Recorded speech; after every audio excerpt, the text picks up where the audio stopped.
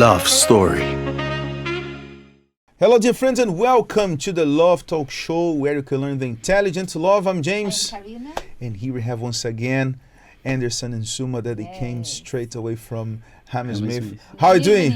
Good evening. Good evening, everybody. Ready? Ready? The second part. Round two. Now we'll only Yeah. be talking about marriage. Welcome back. Yes. Thank you. First, we spoke about that crazy thing, how everything happened. A Brazilian that was in Philippines that met an American. Very different. It was something that if you try to explain a few words, it's impossible.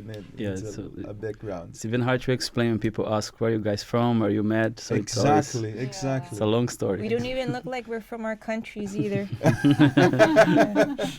How long you've been married for, Pastor?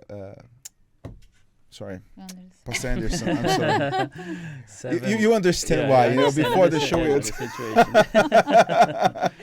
It's about 7.5 years. now, so because we know each Yeah. other very well since a long time ago. But okay, sorry. 7.5 years. 7.5 Almost 8 years, almost years. Oh, 8 years. 80 Yeah. years. Mhm. 80 years. Yes. Nice. Many challenges, right? Yeah, for sure. Last week, if I'm not mistaken, we stopped in Malaysia. Malaysia. Yeah. Let me try to get in my mind. I believe Sulma is saying something that happened there in Malaysia. Oh, because actually they were in Philippines. Was used to stay by yourself in the weekends, right? Yeah. Oh, in the first And few I'll months. travel. The first yeah. few months. Yeah. Wow. First month. And then you moved to Malaysia.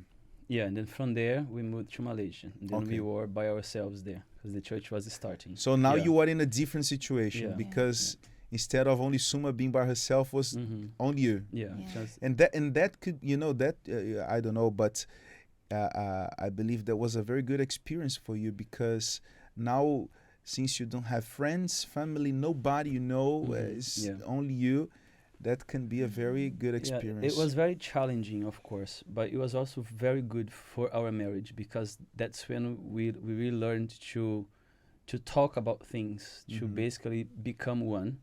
And it's something that we always tell people when we speak to couples is to always avoid bringing the problems to family members. Yes, Right? yeah. Especially in my case, I didn't have anybody to speak with because I don't have any good examples in my family. But even in her case, 'cause her parents are from the church, her sisters are pastors' wives as well, but she never went to any of them to speak about anything. So all of our problems we always resolved amongst ourselves. Yeah, that's very good. Important. Okay, so we'll be talking more about these stories, and please, there's no secrets here. Huh? So No, please, skeletons will now be open the out of the chest. You closet. have to open the chest and let's dig deep to find stories that will help people here, right? Yes. Let me start talking to her because though you are a couple, you are one, but you have different perspective about for sure. your experiences there. So Sulma, how was that for you? Because you had already this experience there in Philippines, living by yourself, but there you were alone. Now you were in Malaysia, but at least you had your husband, but no family, no friends. How many assistants you had there in the church? I think we had 4 in the beginning. 4 at the time, assistants. I don't remember. Yeah, 3 or 4. So it was in the very, very beginning of the work there. Yeah. How was that for you, your perspective as a wife, leaving this place? By this time, how long you've been married for? 6-7 months. So less than 1 year. Yeah. Yeah, less than a year. Less than a for year. sure, less So than a year. adapting and everything, right? Yeah. So how was that for you? It was a lot for example, it was a lot of how can I say? I had to really believe that God sent me there because I had no what do you call it? Experience. Experience. I didn't think I was like it to go there and everything. So Then can you when- imagine from California yeah. to what is the name of the city there? In Kuala In Lumpur. Malaysia. Kuala Lumpur. So you saw a Yeah. difference. Yeah, I didn't really think, but then I had to really depend on God, and that's when me, Anderson, and I started to get to know more each other. And also, I didn't have, because before I had wives, if I had a question about how to do something, I could easily go there. and they were always available. But now I was alone, and I didn't want to message someone in another country. So he had to be the pastor's wife, the assistant. Yeah, but there was Answering the sometimes with question. him I couldn't go to him, so I had to go to God. And so then that helped me develop more my relationship in God, and to also help him, because my desire was to be in the church. I like to, that's how I was raised, to always be in the church, but I couldn't. I had the things at home to do, and sometimes it was like, oh, I'm here at the house, but I could be over there. So I had to do a lot of adjusting in that sense of time. And also, like I said, we got to know our ugly sides. We got to know our ugly sides and also our good sides. Start thinking about these ugly sides, because Yeah. we're gonna deep about these ugly sides. Yeah. This is what we want to know, by Yeah. the way. Yeah. So how was that for you, Pastor Anderson? Well, it was a great experience, but it was really challenging as well, because it was like we were just newly married. We're just starting to really get to know each other, and then on top of that, we had all the challenges from the work. Yeah. At the time the church was starting, we didn't have a visa. We had to leave the country every other month, and it was really difficult. And on top of that, she was still getting the hang of the work, not just as the work I of was God used as a to the pastor's work wife. of God Yeah. in America, and in Asia you do Yeah, things it's a completely different different. thing. Totally And, Yeah. and new as a wife as well. So I remember being Everything very was new for her, because Yeah. you were an assistant. So your vision, your responsibilities, they became completely different. and I remember being very unbalanced with, I can say, with my emotions. Because I always was the type that would get angry with her easily. So whenever she wouldn't do something, or I would ask something it wasn't done, I basically would treat her as the auxiliary pastor. So Because I was like the auxiliary pastor. I was the Because one he did controlling the more, yeah. music. If Yeah. the music was wrong, the wrong background, Because you are their help. I would hear it after the service, or the Bible verse would come up late. Okay, I'm your wife. You Oh, I know? can't imagine Yeah, you and- rebuking her. Hey, let's go, my son. You're sleeping there. Wake okay. And I had to really learn how to be balanced, because for us men, we usually think like this: I am not emotional, Yes, because we are not the type who cries, Yeah. who complains. We are the tough one, you know. Yeah. I remember telling her, man up, you know, toughen up. Because if I would say anything, she was there. Oh no. I wouldn't understand this side. I was really unbalanced, and I understood later on that it was also an emotion in a way. It's just Totally, a different yeah. extreme, but I was also very emotional, and that's something I had to work on. And how was that for you, Sulma? You know, when your husband, imagine you were there trying to do your best, Yeah. a bit lost because you were used to be an assistant, Yeah. and now being rebuked in that way. In a way, it fed like this insecurity that I had. Oh my gosh, am I capable of doing this? Am I really going to be able to do this? So it's like, it made me question that. But, and then it would, of course, make me cry afterwards.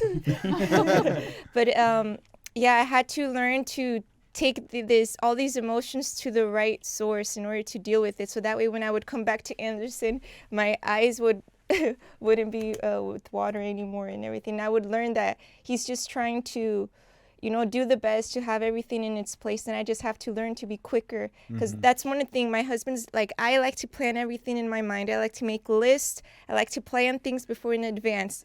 And Anderson, he's not like that. And that's the way I work. He's like, that thing that say in Brazil 220 Yeah. and one is 110. Yeah. I'm the 110. So that was one of the things as well. So was hard. yeah, so you had to find a middle way, a middle term in this aspect, because you were the kind of person that you wanted to make things. Yeah, it is still a work in progress. I can say that we have fully changed, but I think we are learning now how to use this towards our advantage, rather than being a problem. We are learning how to adjust and make it a good thing, right? I have to plan a bit more, and she has to be a bit quicker as well in things. No, but this is Getting good there, because yeah. you are always different. We are different. So it's very good to be. We are also Yeah, like that. Yeah, we are different. Yeah, So it's good to add in his life, and then you add in I your have life. this Yeah, it's different different. rhythm, very similar to yours. Yeah, it's good. I'm doing something and also thinking about something else. Of course, I'm not saying that I am, a multitask guy. I'm not. She is, No, you are. No, in some things, yeah, I try In to be. different things, but you are also. And it's their love stories, not ours. Yeah. Oh, no, I'm going by. Sorry. We have popcorn there.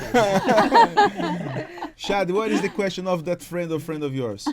Actually, I have here a question talking about how did you solve problem with food? Oh, good question. That's a good question because, of course, in Brazil we have a different type of food. In America is a different kind of food. And now you are in a country that there is no Brazilian nor American food. How is that? I think because he doesn't really eat the Brazilian way. Yeah. Rice I'm not the typical Brazilian. I never was. And when I went to the Philippines, I really lost even more of my Brazilian ways, like how the food and to like football. It's not me. So people usually ask this question concerning food because we are from different countries and we married into somewhere else. But it wasn't actually a problem for us because whatever was available, it is what it is. I think the problem for us was like I really liked fast food. Yeah. And Oh. he was all Something. fast Okay. food. American, eh? Yeah, American. Yeah. Typical Yeah. Grew up American. in McDonald's, Yeah. And she was a true. baby. Yeah, she was born in a They had McDonald's. bottled, had Coke, and Yeah. And I think that was more of a struggle because he was in Brazil, like for school and lunch, you prepare home food and you go there, you always eat at home. And I think that was one of our clashes. Yeah. But then I realized, Go ahead. I mean, I think when I was in Brazil, if I would eat out, let's say, once a month, it'd be too much. At home, we never eat out. Never. I think Yeah. when I started doing the work of God, I had gone to McDonald's like 2 or 3 times in my life because it's not a Wow. thing that we Yeah. really like. Yeah, it's true. So when I went to the Philippines, I started eating out more, but it still was very selective in what you eat because my mom was very working my mind concerning what you eat. So when I got married, it was another extreme because even though the things that should cook at home was still very unhealthy. There was a lot of oil, a lot of sauce. Oh no. So it took a while to adjust. yeah. But I had to learn as well as when you eat fast food, the money runs out as well. Yeah. So yeah. I had to, So To find a yeah, balance. to find balance. Yeah, so food was not that problem. Yeah, and Yeah, he's yeah, also from a state in Brazil where they like spicy. It's not like super Yeah. spicy, but we Yeah, like I that know spice, very well that his pepper. state there. Yeah. Yeah. Bahia. Okay, yeah. So after Malaysia, we came here. you came to Came England. here, Yeah. Great. Yeah. Okay, so let's not talk about England. Well, there are a few things we can talk. Yeah, no. So go ahead, because now it was also a completely different world, in Yeah. terms of the work you do, because there you are isolated, we can say, and Yeah. now you came to a country where, the work has a very better structure. Let us Yeah. put it this way, than Malaysia, and there. What was this difference? Of course, all of them. I'm assuming they were positive differences yeah. now. Yeah, here things were still very much busier here. So one thing we had to work here was on our time, for us not to get consumed by everything and leave our Yeah. marriage to the side, Yeah. right? So of course in the beginning, we had to adjust to the weather and everything because it's extremely cold. Malaysia was extremely hot. But I think for me, the time was an issue because there we didn't even have services every single day. So most of the times we were evangelizing, preparing leaflets, but still there was a time for us to sit down and have a meal together every single day. We did lunch together and have the evening together and everything. So when we came here, it was another pace. So we really had to work on our schedules and make sure that we had time to not let the work affect our marriage. Yes. Let's just go back a little bit where you're talking about emotions, because this is a very strong point, and we already spoke here many times about it in the Love Talk show. But this is for you, dear friends, you dear listener, and you who are watching us now. This is for you to understand that we are talking about here. We're talking to people that they are people of God, people that they are serving God, people that they have the Spirit of God. But not all these spiritual qualifications, if I can put this way, could prevent them to go through their challenges. Because, we are human beings, and all of us, we are subject to emotions. And as Pastor Anderson was saying, this is something that we are always reinforcing here in the program and also in the law therapy. Sometimes men, they have this impression, oh, I'm not emotional because I don't cry, but I have this strong personality. Actually, what you call strong personality, this is a big weakness you have, because this is also a manifestation of emotion. The thing is, men and women, they have different ways to manifest their emotions. So their emotions will be manifested in a different way. There are women that they will cry. There are men that they will shout. There are men that they will start hitting the furniture and everything. But okay, there are different reactions, but the source is the same: emotions. And when we talk about marriage, marriage is an environment that is emotion is very, very much present. Even ignore your partner. The treatment silence. Yeah, is emotional also. All these things. Emotion. This is a very emotional environment. That's why we have to understand. We have to get to know how to make the separation. Put emotions aside. We're not saying that emotions, they are not necessary. They play a very important part in any relationship. Imagine, a couple that they don't have any emotions. Yeah. That would be, come on, like Siri and Google, dating. No, it's true. But emotion, it's also important. But you cannot allow emotions to take over. You cannot allow your decisions to be contaminated by emotions, your words being contaminated by emotions, because even if you say something, that will upset your husband, your wife, and later you come on and say, oh, I'm sorry, I was wrong about it. Sorry is not a mantle that will come and cover, all the bad things you said. It still hurts. So the problem is when emotions start guiding you. This is the problem. Exactly. Guide your leading your words, decisions, leading your words, reactions, and everything. So how was that for you? Let's go back a little bit there to Malaysia.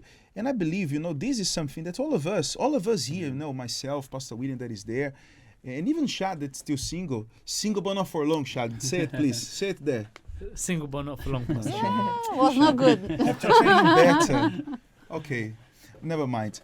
So all of us here have to learn how to deal with emotions.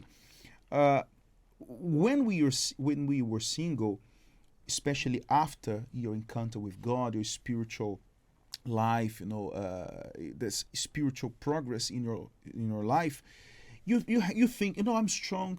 I learned how to deal with my emotions. But when you are in this environment, when you are in a marriage, you see that there are many things, as we said here, how many times? At least a trillion times. Marriage is just like a mirror. You can see yourself. Better than to get to know, the person, you start to knowing more yourself. Yeah. So, Pastor Anderson, Sulma, how was that for you? Let's go, a bit deeper in this thing called emotion. Yeah, I remember that growing up, I had a sister, but when I left my house, I was 15. I became an assistant and I went to live in the church. So since the age of 15, I mostly dealt with guys. So we didn't have friends with women in the church or an assistant. I keep my distance. Then I joined the work, and of course, more auxiliary pastors, more guys. So I never really knew how to deal with a woman. Yeah. So when I got married, somehow I still dealt with my wife as if she was one of the... Let's explore a little bit more about this, because when you are with friends, when you are, for example, surrounded by guys, we men, if you make a joke about, you're getting fat, these things, You're getting bald. you're exactly. smelly, these things. Look at your hair. It was just fine. Yeah. We make fun of each other all the time. Life moves on. Yeah. So if she'd say something, don't even look at her. We know we pastors. We are really good.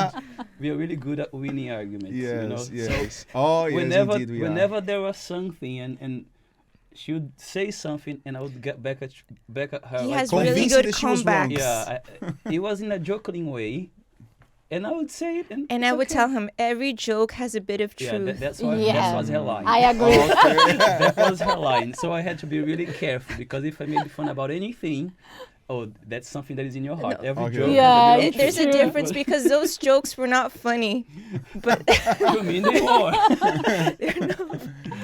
And sometimes I would make these jokes and I would carry on, and I would talk to her later on. Is everything okay? Because she was very Uh-huh. quiet and all. And then she, oh, do you remember? yeah, exactly. 1995, 3 o'clock in the morning. So, yeah, so she had this side of her as well, to deal with my jokes in a more, no, whatever, it's just a joke. And I also had to learn how to speak, because men and women, we have very different ways Yeah. of thinking, and what hurts one doesn't hurt the other, and so. And this is about respect as well, Yeah. you know. Yeah. How was that for you, Suma, to So- control your emotional side and to deal with that? one thing about Anderson, that he's really honest. Like, he tells you the blunt truth. And I was more of a person that beats around the bush, so the person comes to the conclusion themselves, and I don't have to expose it. But he was like, shh. I didn't, like, I wasn't even prepared. It's like, what's going on? So one thing I had to learn was to develop a sort of amnesia with some of these things. So some of the things I didn't like, I just had to get amnesia, forget about it, and move on. Because that way I wouldn't, or else I would be thinking about it, playing a Yeah. movie in my mind. Yeah. But I had to develop like this, forget the bad things, like just let it go. You know, and then this period of time that you had there alone, are you laughing? I think she can relate. Yeah, because it's very true what Sulma says. Of course it is. She's not lying. It's Yeah, true. it's true. I agree. I agree. Okay. But you know, that's the good thing, you know, of that time you were by yourself, you know, there in Malaysia. Yeah. And of course, we are not saying that for a marriage to work out, I have to move to Malaysia and live there for a couple Oh, of no. months. No, it's not necessary. But couples, they have to understand that they have to learn how to deal with their problems, especially when they are surrounded by friends and family. Sometimes they don't have the courage to come and to talk. Look, you know, I'm feeling this way towards you. You know, that thing you said, you know, really hurt me. They will not be able to talk, to have this talk, you know, between them. But they will go to a friend and say, "Oh, my husband said something that really upset me. My wife, you know, she's really, you know, getting on my nerves," and this thing. So we can see, you know, this how can I say this very poor side. I don't know. Definitely there is a better word, but I believe it's understandable. You know, this weak side that many couples they still have, you know, because they have a serious problem with communication. They don't know how to communicate. They know how to speak, but they don't know how to communicate. And to communicate is not like, for example, some people, they say, I'm gonna say some things, but at least I'm being honest. But look, sincerity does not need to hurt. You should be sincere all the time, but without hurting people. You know, of course, sometimes it will hurt anyway. But there are many different ways for you to say the same thing. There are many different ways for you to come and deliver truth. Sometimes it's not even what you say, but how you say it. How Yeah. exactly Right. the words, you know. It's not because it's the right thing to say that it has to be said in that moment or in that way. Mm-hmm. You have to really think of how the other person is going to receive it, right? Because sometimes there are things that it's not even worth fighting for or even bringing up, even though that's what it is. Mm-hmm. But for the sake of the marriage and for the relationship, Yeah. to, you know, the health of the relationship, it's better to let it go. Yeah, but what happened? There are times they are afraid to say for the partner the problem because they are afraid about her reaction. Yeah. They always don't understand. Always start shouting. So they are afraid, and then they prefer to expose for their families, their friends. This is, of course, is wrong. And that will just, you know, make things, you know, even worse. Even worse. For sure, you had to learn how to improve your communication as well. You have to learn how to dosage your jokes, for even as a sign of respect. Yeah, of course. It's like I said, it's a work in progress. Yeah. But at the end of the day, you really have to think, like I mentioned, of the marriage as a whole. Not as this is who I am, or I think this way, or I like to joke this way. No, I have to understand it's not just about me anymore. Because sometimes the person is just being selfish. The husband is being selfish, or the wife is being selfish, because there is something there that is hurting the marriage, and they should work on it to really change things for the better. But they choose between the marriage and them. It's like they're choosing themselves instead. Yeah. And I had to really work on this. It's not about me. I know I grew up this way. I only knew how to speak this way and just how to joke this way, but that doesn't mean that it's the only way or the best way. It's true. Yeah? It's true. Of course, you were from different countries, though you speak English very well, but Trying to. yeah. But you were saying that in the beginning, she was there, you were holding the service, she was taking notes, and you said, today the service is very powerful, because she's even taking notes. But actually, she was just making notes about your English. My English mistakes. To correct you later on. But not even that, this sometimes the difficult in expressing yourself, not even that, it was the communication problem. No, I think it was actually fun, because I would learn English from her and she would learn Portuguese from me.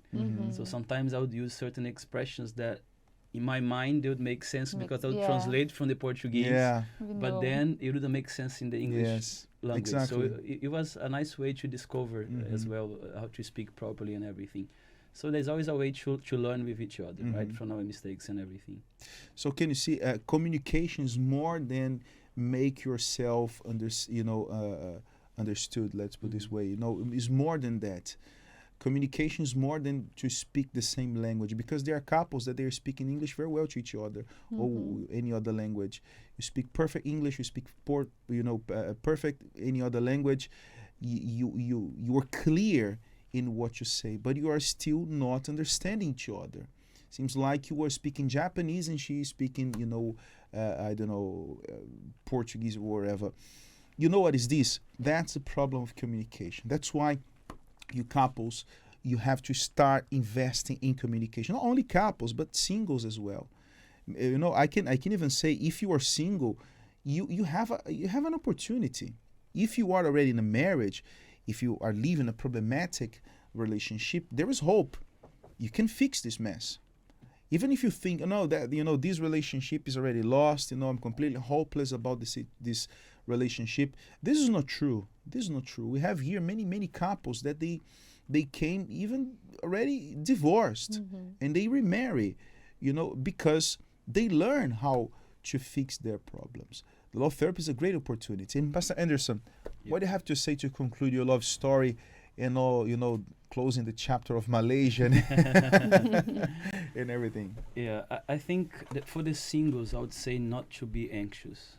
I mentioned this in the first part where I had to break up with somebody that I was about to marry and everything, and I saw my friends getting married, and somehow that tried to create anxiety in me. But I decided to stand my ground and to value above all my salvation. And it's something that I don't regret at all. If I had to do that again, I would, to be where I am today. So when you trust God, when you are not anxious about your love life, when you don't settle for anybody just because you don't want to be lonely, God will certainly honor you in the right time with the right person. And for those who are married, I would say don't think of yourself, because especially when you've been single for a while and you are used to being who you are and to your lifestyle, to your space, your space, and to do things a certain way. It is hard at first for you to really, because somehow you have to stop being who you are. Oh yeah. And this can cause serious problems in marriage if you decide to stay stuck in your environment. And that's necessary, because marriage is that merge. We're merging two people, so of course you have to lose something. Yeah. So if don't think of yourself. If you want marriage to work, you really have to think of the marriage as a whole, not just on your own personal lifestyle. Wise words. Sulma. So for the single ones, I would say to really invest in yourself. learn other languages, it's good. Come to the love therapy, it's really good. Do your purposes of faith, because even before I met Anderson, I was already doing my purposes of faith, you know. I remember certain things I did. So do your purposes to show God that you're waiting for him, and also to value yourself. Don't just accept anything because you're getting old, like Anderson was saying. Just value yourself. Know that you're very valuable, and whoever gets you is going to get the lottery when they marry you. I won the lottery. And then for the married ones, it's like he was saying, it's like when you point a finger to your spouse, you're pointing four back to you. So instead of pointing out their flaws, see what you can change. Little things that you change, it's going to automatically create like a chain reaction, and he's going to notice the changes. He's going to notice that you no longer start crying for any little thing. He'll notice that. He might not say it, but he'll notice it, and he'll appreciate it. So have you noticed that? Yeah, definitely. Yeah. So they'll notice that. So work on yourself, invest in yourself, and your spouse is going to see the change. And of course, invest in the love therapy. Yeah, the love therapy has always played a big part in our marriage, especially even before that. The love therapy, the bulletproof marriage. Yeah, we had all the books. We have here the books. Get it there, please, Karina. Even though it's that story where having information is one thing, but when you are there, is another. But you already have the tools to deal with the situation, with the problem. Yeah. So that's the book that Pastor Anderson is mentioning. Let me show here in this camera. That's the book, and by the way, it's just £10. You can come and you can get it, and that will help you a lot. It's helping many couples. Pastor Anderson, yesterday we were with Bishop James coming from Croydon, as we had the Crusade of Faith there, and Bishop James was saying, that how this book helped him as well. And I can imagine all of us, all of us, because we could see Bishop Renato, open his life in such a way that they say, what is that? You don't believe. So exactly. When you read that book and say, I'm not alone. So and I think for me that really helped me to understand how a woman thinks. Yeah. Because I was expecting her to think like me, and I never learned this anywhere else. I never learned this from anybody else. I never got any love advice from my mom or any. So this book really helped me to understand certain roots of how I reacted. So today when I react a certain way, I say certain things, I remember growing up and how I saw that in the past, and I have to deal with it first in order to see the change in my marriage today as well. Pastor Anderson, Sulma, thank you very much for coming again. It was a pleasure. Thank you very much for opening everything. Yeah. And perhaps in the next time in a different country we